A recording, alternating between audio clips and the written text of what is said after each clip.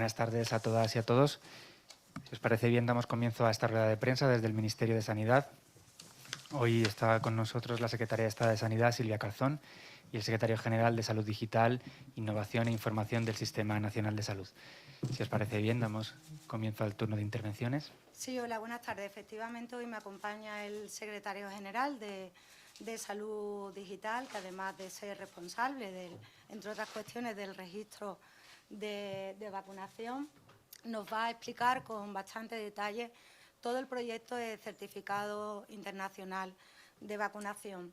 Por mi parte, daré unas breves pinceladas en cuanto a la situación epidemiológica y los progresos y los avances en nuestra campaña de vacunación frente a COVID-19. En cuanto a la situación epidemiológica, los datos de hoy confirman la misma tendencia observada en los últimos días. Es decir, un crecimiento lento pero constante, que tenemos que seguir vigilando y que nos lleva a tener que seguir estando especialmente pendientes de implementar medidas para detenerlo. Existe, no obstante, una gran variabilidad entre comunidades autónomas, aunque la incidencia acumulada a 14 días media se sitúa en 202,72. Hay comunidades con un rango que va desde 35, apenas 35 casos cada 14 días y 100.000 habitantes, hasta 436, siempre con la excepción de las ciudades autónomas de Ceuta y Melilla, que por sus características especiales tienen en este caso un rango mayor. En cuanto a los datos asistenciales, la ocupación media de las UCI a nivel nacional se sitúa en un 21,39%. De nuevo, aquí se observa una importante variabilidad entre comunidades autónomas, con un mínimo de un 2,8% y un máximo que supera el 40% en una de las comunidades autónomas. En cuanto al porcentaje de positividad, en el informe de hoy desciende por debajo del 8%. Como saben, hubo algunos días en los que se situó por encima. Esto entendemos que viene a reflejar que tras los días de descanso de Semana Santa, poco a poco se ha ido recuperando el ritmo de realización de pruebas diagnósticas, por tanto, nuestra capacidad de diagnóstico precoz, de manera que en la última semana la tasa de pruebas por cada 100.000 habitantes se sitúa ya en 1.742. Por otra parte, en cuanto a la evolución de la campaña de vacunación y los principales indicadores, anunciarles que se han superado ya los 11.885.085 dosis administradas. Es muy importante resaltar que esto supone el 87,4% de las dosis entregadas.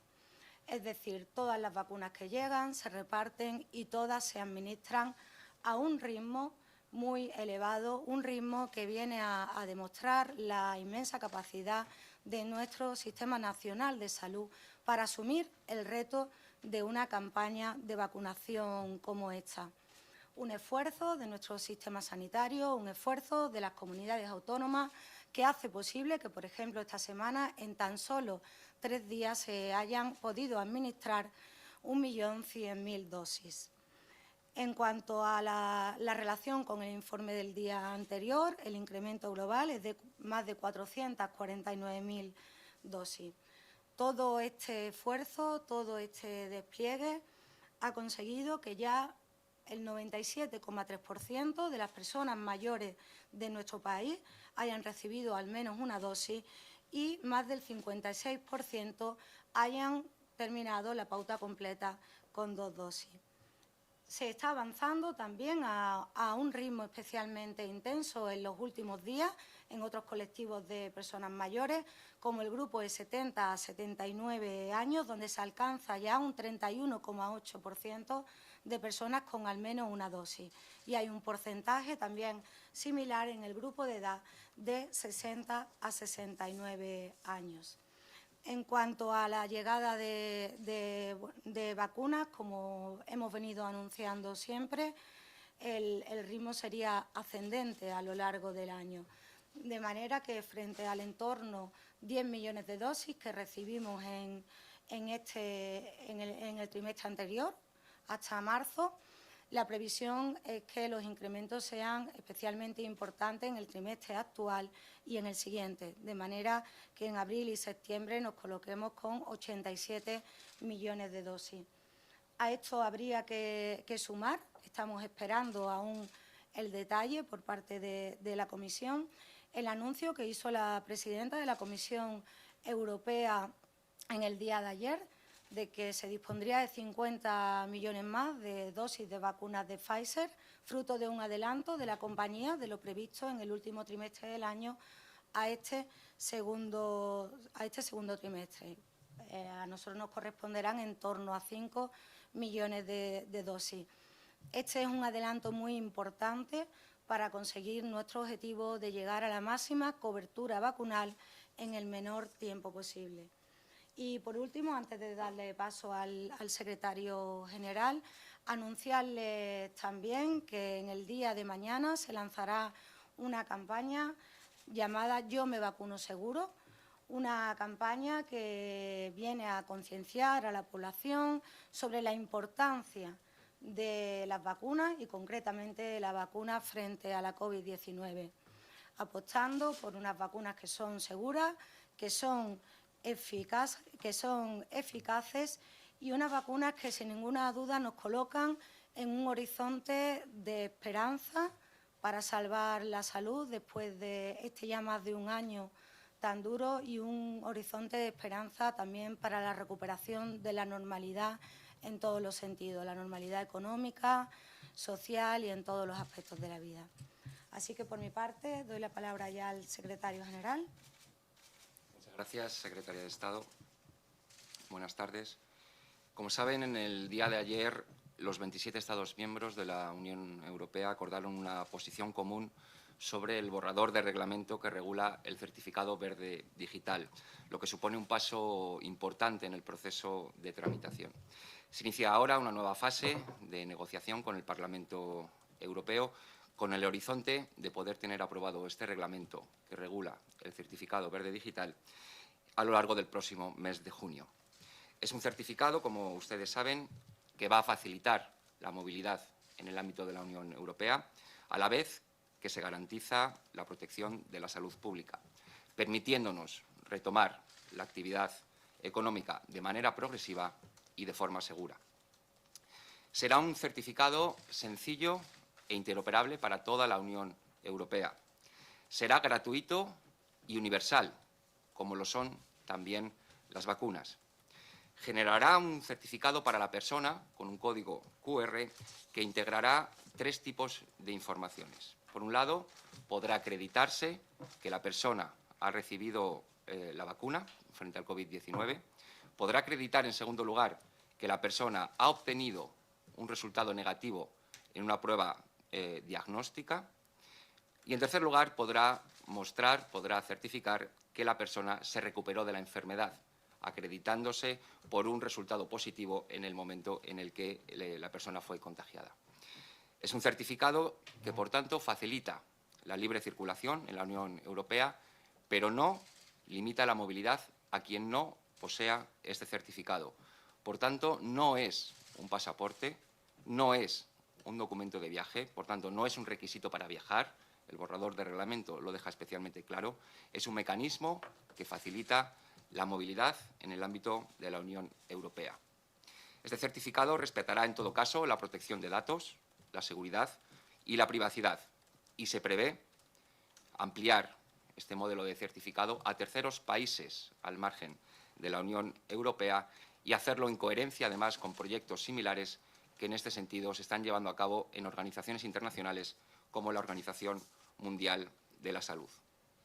En España, mientras continúan los trabajos jurídicos y técnicos todavía en el ámbito europeo, ya hemos comenzado el proceso de implantación de este certificado en nuestro país para cumplir los plazos establecidos. Es decir, nuestra intención es tener implantado el certificado verde digital en España en junio, de modo que pueda estar operativo a finales de este mes y funcionar plenamente para la campaña de verano.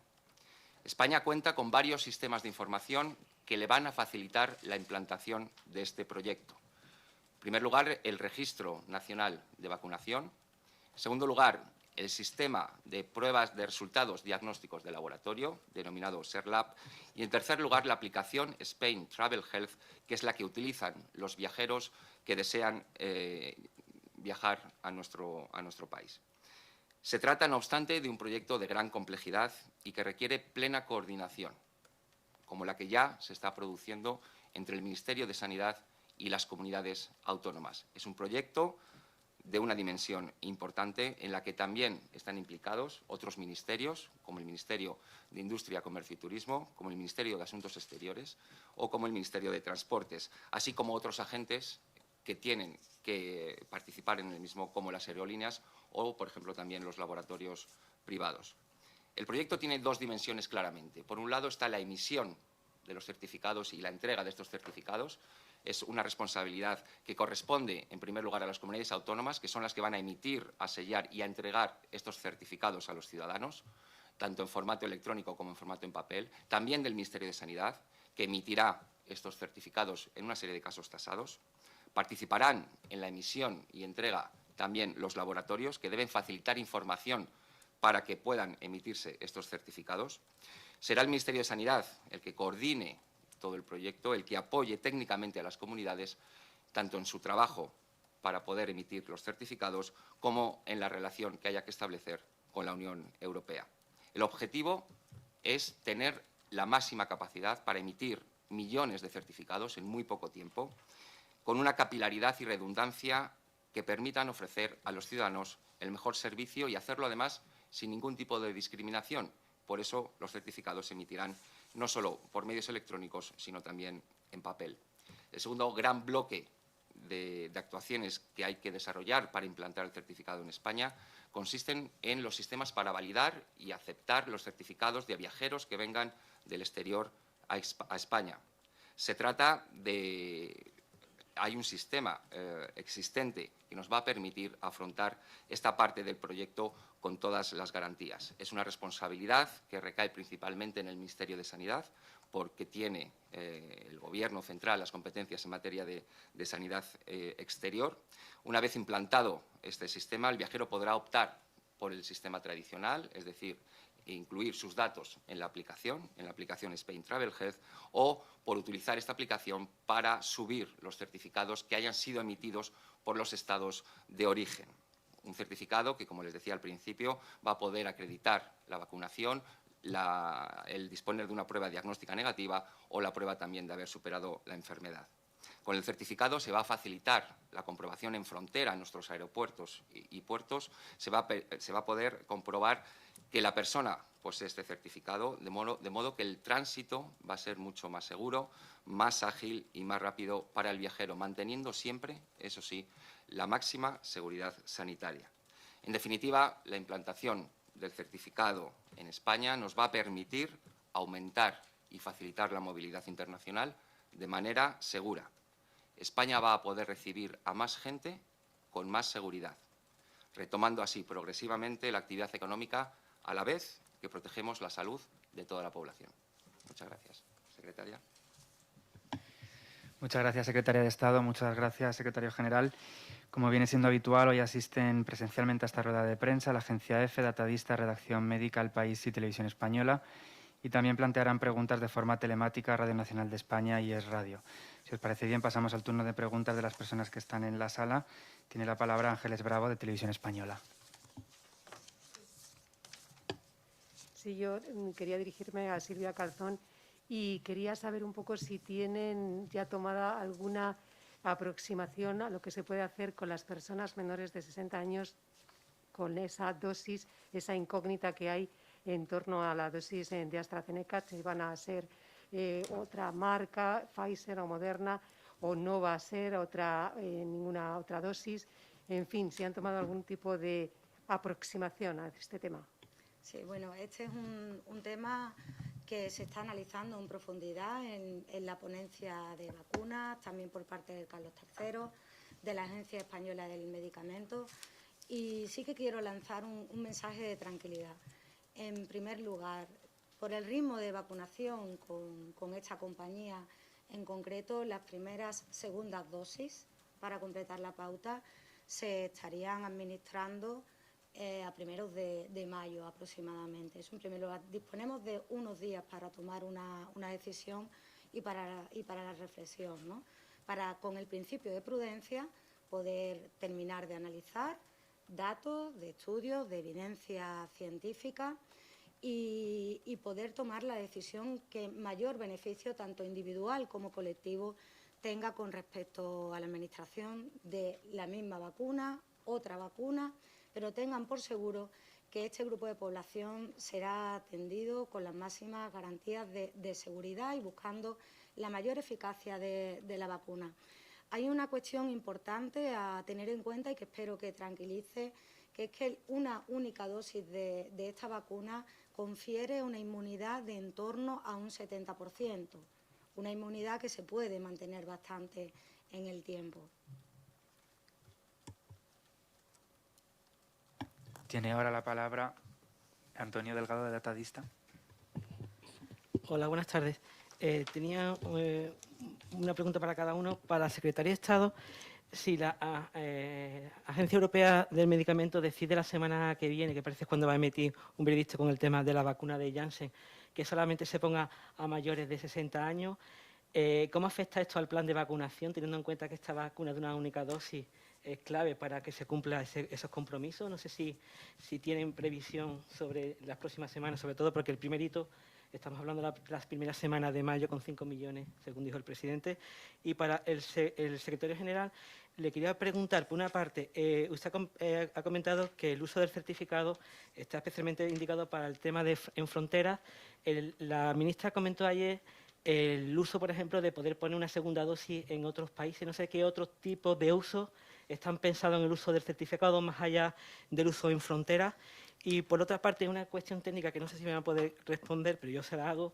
Los datos que envía España al CDC a través de la Revacu, de los datos que le envía de notificación, las comunidades autónomas se producen actualizaciones de la serie histórica. No sé si nos puede confirmar que efectivamente hay retraso de notificación a la Revacu por parte de las comunidades autónomas en el tema de las vacunas. Gracias. Sí, Antonio, si te parece, comienzo yo. Efectivamente, la semana que viene está previsto que se reúna el PRAC, el Comité de Farmacovigilancia de la Agencia Europea del Medicamento, que en estos momentos está trabajando de forma muy coordinada con la FDA, con la Agencia Reguladora de Estados Unidos, de cara a analizar los eventos que se produjeron en ese país.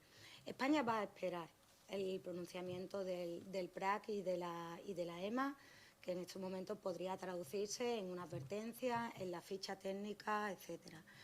En cómo esto puede afectar a nuestra campaña de vacunación, es importante recordar que nosotros inicialmente esta vacuna de Janssen habíamos pensado administrarla precisamente a la población de mayores de edad, intercalándolas con las de mRNA.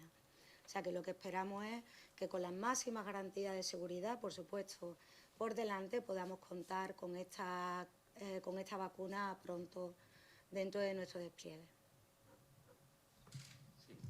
Muchas gracias, Antonio. En primer lugar, el certificado y todo lo que hay detrás del certificado, que son modelos de datos, semántica, hay un trabajo técnico por detrás bastante complejo en el que se viene trabajando en los grupos técnicos de la Unión Europea desde el mes de enero, prevé la utilización de esa información, de esos datos, para usos médicos. Por tanto, sí estaría contemplada la posibilidad de utilizar esa información que es interoperable y que es comparable a nivel europeo, para la administración de una segunda dosis en un estado diferente de aquel en el que se ha administrado la primera dosis. Y con respecto a la otra cuestión, tengo que decir que no, que las actualizaciones, las cargas de datos que realizan las comunidades autónomas al registro de vacunación se produce con una precisión diaria. Hay muy pocos casos de retrasos. De hecho, cuando hay algún retraso lo pueden ver todos los ciudadanos, porque en el informe diario recogemos una columna en la que se establece la fecha de actualización y, como verán, en muy pocas ocasiones la fecha de actualización es diferente a la del día anterior en que se hace público el informe y, por tanto, no hay retrasos significativos en el envío de información de las comunidades autónomas. Cosa diferente es el envío de información al ECDC, que hasta ahora España lo estaba realizando 2 veces por semana y estamos trabajando para poder automatizar esos procedimientos, hacerlo de una manera mucho más frecuente y de manera que el ECDC pueda recoger la información de España puntualmente día a día de lo que sucede en nuestro país. Estamos muy avanzados en este proceso. Yo creo que en los próximos días seremos capaces de ofrecer esta información de manera más automatizada de lo que lo hacemos en este momento. Es el turno de Adaya González, de la agencia EFE. Sí, hola, buenas tardes.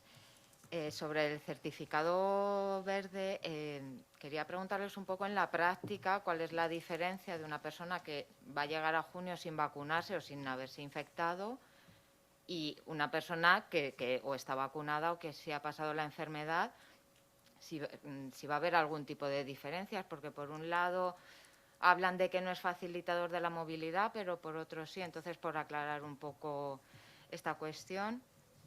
Y luego también quería saber si ante los últimos eventos con Janssen, con AstraZeneca, si eso se ha dejado notar en el registro de vacunación, si ha aumentado o no el número de rechazos a vacunarse. Muchas gracias. Muchas gracias por la pregunta. El certificado, como les decía, está pensado para no ser discriminatorio. Es una de las grandes ventajas que tiene el certificado diseñado en el ámbito europeo. Por tanto, no solamente certifica que una persona se ha vacunado, sino que también permite acreditar otras circunstancias para impulsar la movilidad, como estar en posesión de un resultado negativo, una prueba diagnóstica, del COVID o una prueba de haber pasado la enfermedad. La persona que se vacune recibirá su certificado, la persona que ha pasado la enfermedad recibirá su certificado, la persona que ni se ha vacunado ni ha padecido la enfermedad, cuando llegue la implantación del certificado tendrá que aportar una prueba diagnóstica con resultado negativo. Pero también es cierto, cuando lleguemos al momento de implantación del certificado verde digital, a principios del mes de junio, como les digo, una parte muy importante de la población española estará vacunada y, por tanto, tendrá acceso a ese certificado de vacunación. Si no, tiene otras opciones, como les he mencionado anteriormente. Sí, con respecto a si se está detectando un mayor rechazo, al margen de que algún día puntualmente alguna comunidad autónoma haya comentado que notaba un mayor rechazo a la vacunación, en el pleno del interterritorial del pasado miércoles prácticamente todos los consejeros comentaban que la aceptación de la vacuna, sea de la marca que sea, es altísima, como lo ha venido siendo hasta ahora, ¿no?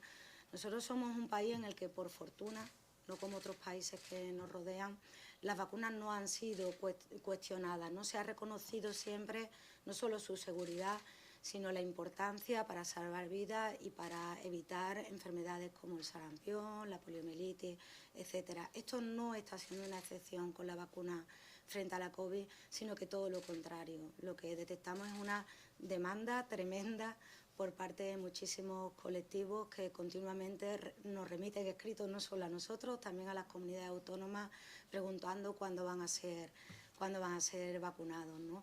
En estos días en los que la vacunación está especialmente concentrada en los grupos de mayor edad, yo creo que todos hemos podido disfrutar de imágenes de personas mayores que acudían a sus centros de salud o a los distintos puntos de vacunación con una sonrisa totalmente de esperanza, ¿no? De poder ir recuperando poco a poco la normalidad después de tantos meses. Pablo Linde, del País. Hola, buenas. Tengo 3 preguntas, 2 para la Secretaría de Estado. La Comisión de Salud Pública tenemos entendido que la semana que viene va a abordar una propuesta sobre la prohibición de fumar en terrazas. Quería saber la postura del Ministerio, qué posición va a llevar o qué propuesta va a llevar a esa comisión de la semana que viene. Sobre la que ha habido hoy, querría saber si han decidido algo sobre el tema de la interpretación del aforo en los toros, que creo que ayer la ministra dijo que se iba a abordar, y si ha habido alguna otra resolución en la comisión de hoy. Y al secretario general querría hablan siempre de facilitación, pero por hablar claramente, el pasaporte, bueno, el certificado verde digital lo que va a permitir es que una persona que vaya a otro país o una persona que llega a España no tenga que hacer cuarentena y no tenga que traer PCR. Va a ser eso, ¿no? Sí, vale. Comenzamos con la Comisión de Salud Pública. Cuando yo me dirigí hasta aquí todavía no había terminado, por lo que me comentan los dos asuntos por los que se preguntaban, son asuntos que se van a abordar en comisiones posteriores, ¿no? Hay que reconocer que el debate intenso, tanto de los técnicos como los directores generales en las comisiones de salud pública, hace que con frecuencia los debates se alarguen, ¿no? Con respecto al tema del tabaco en las terrazas, creo que todavía están pendientes, incluso algún informe jurídico de compartir posturas. Hay comunidades que han regulado, otras que no. En todo caso, son debates que siempre buscan pues la mayor protección, obviamente, frente a la transmisión de la COVID-19, y conforme avance informaremos. Y con respecto al tema de los aforos, no se trataba concretamente de las plazas de toros, sino que se trataba en general de los grandes eventos, ¿no? Buscando además una armonización con ese documento de semáforos que tiene, que acopla medidas según el nivel de alerta, para que también las medidas en el control de aforo o incluso en la limitación del número de personas máximo en un determinado escenario puedan acompasarse en la mayoría de las comunidades autónomas. Secretaria. Sí, con respecto al certificado, efectivamente es un facilitador, es un gran facilitador. Lo que no hace el certificado es sustituir las competencias de los Estados en materia de salud pública. Es decir, un viajero que venga a España con un certificado, ya digo, cualquiera de las tres pruebas, acreditando cualquiera de las tres pruebas, no va a tener que someterse a los criterios, a los requisitos o a las restricciones que establezca en este caso España. El Estado receptor no tiene que someterse a una cuarentena cuando el Estado receptor lo establezca, no tiene que someterse a una prueba en el aeropuerto cuando llegue, simplemente enseñará su certificado, se validará. El Estado receptor comprobará que ese certificado ha sido emitido por una autoridad sanitaria de un Estado miembro, por lo tanto también elimina cualquier riesgo de fraude o de falsificación y, por tanto, así es, facilita la movilidad de los ciudadanos de la Unión Europea y lo hace además con todas las garantías y con toda la seguridad, porque sabemos que esa persona que viene con ese certificado posee una prueba fehaciente emitida por una autoridad pública de un Estado de la Unión Europea que garantiza que esa persona no está infectada de coronavirus y, por tanto, es segura su llegada a España. Olaya Batres, de Redacción Médica. Hola, buenas tardes. Quería hacer dos preguntas, una a la secretaria. Me gustaría saber si estarían a favor de importar vacunas Janssen a Europa y España desde Estados Unidos, si allí decidieran priorizar las vacunas de ARN. Y al secretario, sobre el pasaporte, quería saber si se aceptará la llegada de viajeros con vacunas que no estén aprobadas en Europa. Muchas gracias.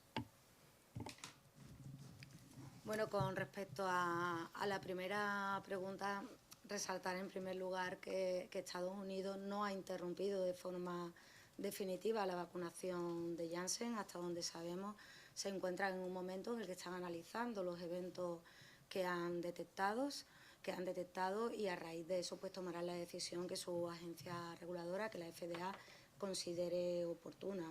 Desconocemos cuál va a ser, ¿no? Podría ser también una modificación de ficha técnica, una advertencia no solo para la identificación de los síntomas por parte de los pacientes de este tipo de eventos, sino también sobre el diagnóstico precoz y sobre el manejo clínico a los profesionales sanitarios. Pero ahora mismo es como muy prematuro hablar de que no se vaya a administrar, por lo menos así lo consideramos nosotros.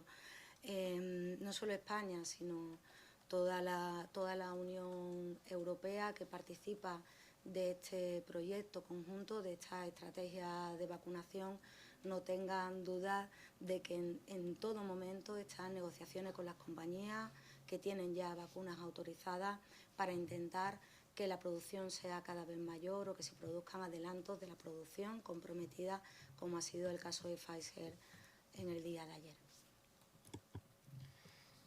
Sí, con respecto a la cuestión que planteabas, el reglamento prevé esa posibilidad. Prevé la posibilidad de que un certificado emitido por un Estado miembro que haya autorizado una vacuna, que no haya sido a su vez autorizado por la Agencia Europea del Medicamento, prevé la posibilidad de que los Estados reconozcan ese certificado del Estado miembro de la Unión Europea que ha vacunado con esa vacuna no autorizada por la Agencia Europea, pero establece que es voluntario por parte de los Estados miembros aceptar o reconocer ese certificado. Por tanto, reconoce la posibilidad, pero señala que es voluntario por parte de los Estados miembros. En el caso de España, lógicamente, en caso de que esta redacción sea finalmente la que conste en el reglamento cuando se apruebe, se estudiará y se valorará esa posibilidad.